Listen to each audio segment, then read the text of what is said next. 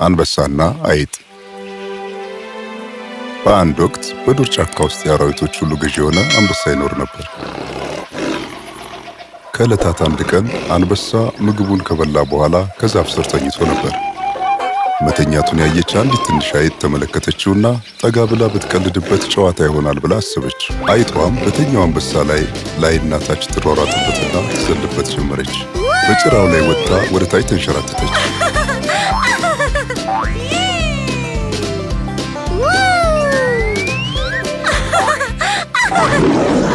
አንበሳው በጣም ተናዶ በኃይል እያገሳ ተነሳ። በትልቅ እጁ አይጧን ቀጨም አድርጎ ያዛት። አይጧ ልታመልጥ ብትታገልም ከእጁ መውጣት አልቻለችም። አንበሳው አፉን በትልቁ ከፍቶ ሊውጣት መንጋጋውን አላቀቀ።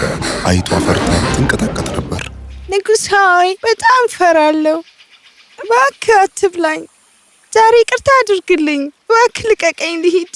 ውለታህን ፈጽሞ አልረሳውም። ምናልባት አንድ ቀን እኔም አንተን ረዳ ይሆናል። አንበሳውም የአይጥን የእርዳታ ሐሳብ ሲሰማ እጅግ በጣም ደስ አለው። ከዚያም እጁን አንስቶ እንድትሄድ ለቀቃት። ንጉሥ ሆይ፣ አመሰግናለሁ። ደግነትን ፈጽሞ አልረሳውም። ወዳጄ፣ ምግብ ከበላው በኋላ ስላገኘሁሽ በጣም እድለኛ ነሽ።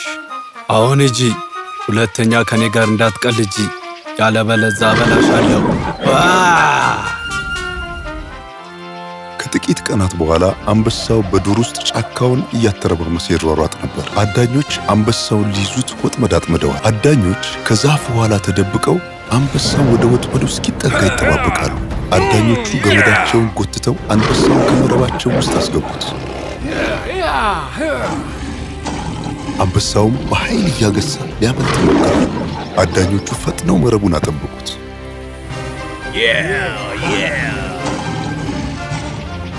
ከዚያም ወደ መንደራቸው ተመልሰው አንበሳውን ጭነው የሚወስዱበት ተሳቢ ጋሪ ያመጡ። አንበሳው አሁን በኃይል ጮኋል። በዱር ያሉ እንስሳት ሁሉ አይጥም ድምፁን ይሰማሉ። ንጉሡ ችግር ገጥሞታል። ውለታው መመለስ አለብኝ። ወዲያው አንበሳው ካለበት ደረሰች። አይዞህ የኔ ንጉሥ፣ አታስብ፣ እኔ ነፃ አወጣሃለሁ። አይጧ ከወጥመዱ ላይ ተንጠለጠለች። በስለታም ጥርሷ ገመዱን በጣጠሰችው።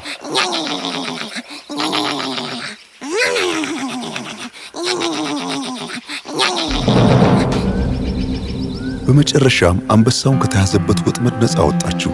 አንበሳውም ትንሿ አይጥ እንደዚህ ለእርዳታ መድረስ እንደምትችል ተገነዘበ። አይጧይ፣ አመሰግንሻለሁ። ከዚህ በኋላ አላስቸግርሽም። በደኔ ውስጥ በደስታ ኑሪ። የንጉሥን ሕይወት አድነሻል። አሁን አንቺ የደኑ ልዕልት ነሽ። አመሰግናለሁ ንጉሥ ሆይ፣ ደህና ሁን። ወዴት ነው የምትሄጂው? በእኔ ላይ መጫወትና በጭራይ ላይ መሸራተት አትፈልጊም?